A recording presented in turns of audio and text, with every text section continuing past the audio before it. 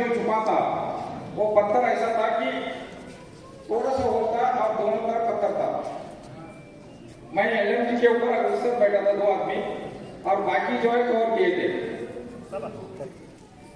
तो उसी दौरान जो भरत मस्के उन्होंने सीधा ट्रैवलिंग करते गया और हैंड ग्रेनेड से उसको फेंका और मिल्टन मर गया।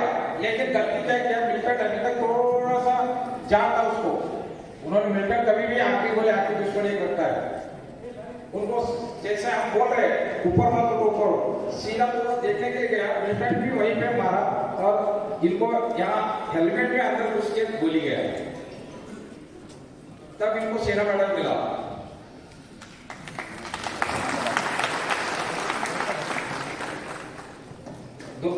अपना गोलीबार देसाई का भी वैसा ही था, सेम। उन्होंने भी 2 मिनट को मार गिराया और खुद जैसा ही ऊपर उठा तो उनको जो आतंकवादी का गोली सीने में लगा तो उनका देहांत हो गया था, शहीद हो गया था।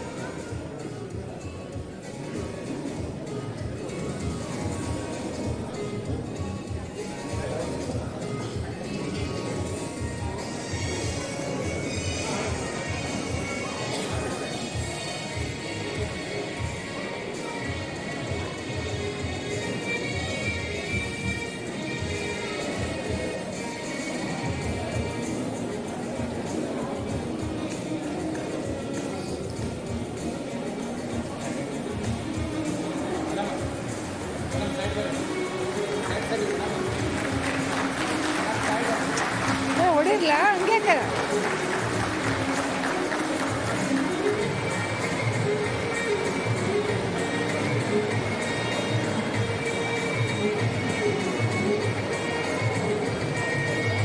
ಸನ್ಮಾನವನ್ನು ಸ್ವೀಕರಿಸಿದಂಥ ಸರ್ವರಿಗೂ ಹೃತ್ಪೂರ್ವಕವಾದಂಥ ಧನ್ಯವಾದಗಳು.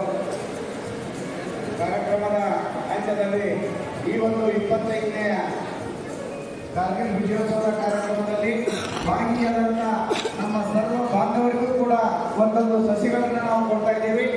ಈ ಕಾರ್ಗಿಲ್ ವಿಜಯೋತ್ಸವದ 25ನೇ ನೆನಪಿಗಾಗಿ ತಾವುಗಳು ಒಂದನ್ನು ನೆಟ್ಟು ಬೆಳೆಸಿ ಪೋಷಿಸಿ ಈ ಒಂದು ನೆನಪನ್ನು ಅಜರಾಮರವಾಗಿ ಮಾಡಬೇಕೆಂದು ತಮ್ಮಲ್ಲಿ ಕೇಳ್ಕೊಳ್ತಾ ಇದ್ದೀವಿ.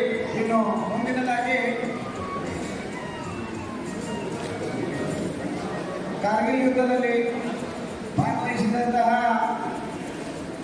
ವಿಜಯಶಾಲಿಗಳಾದಂತಹ ಸೈನಿಕರು ದಯವಿಟ್ಟು ಬಸವರಾಜ್ ಶಂಕರ್ ಜಿರಳೆ ಅವರು, ಸಂಜಯ್ ಗೌಡ ಅವರು, ಸಿದ್ದಪ್ಪ ಕುಶಲಗೌಡರವರು, ಈಶ್ವರ್ ಚಿಕ್ಕಬಾಗೇಡಿ ಅವರು, ಈರಪ್ಪ ಚಿಚಡಿ ಅವರು, ಚಂದ್ರಕಾಂತ್ ಸೋಣಪ್ಪನವರ್, ಈರಪ್ಪ ಕುಂಬಾರ್ ಅವರು, ರಾಯಪ್ಪ ನವಲಗಿ, ಶಿವಾನಂದ್ ಸದರ್ಗಿ, ಕುಬೇಂದ್ರ ಬಡಿಗೆ, ಈರಪ್ಪ ಸುದಗಡ್ಡಿ, ಬಸವರಾಜ್ ಮುಗಳಿ ಈಗಾಗಲೇ ಇವರು ಸನ್ಮಾನವನ್ನು ಸ್ವೀಕರಿಸಿದ್ದಾರೆ. ದಯವಿಟ್ಟು ಅವರೆಲ್ಲ ವೇದಿಕೆಗೆ ಆಗಮಿಸಬೇಕಾಗಿ ತಮ್ಮಲ್ಲಿ ವಿನಂತಿಯಿಂದ ಕೇಳ್ಕೊಳ್ತಾ ಇದ್ದೇವೆ.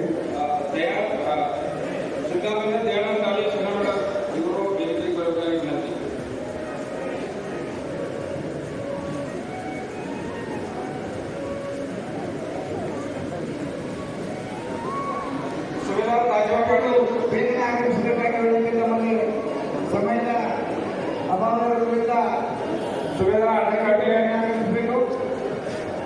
सुबेदार आनंद कैप्टन ताजीराव पाटील वेदिके ಮೇಲೆ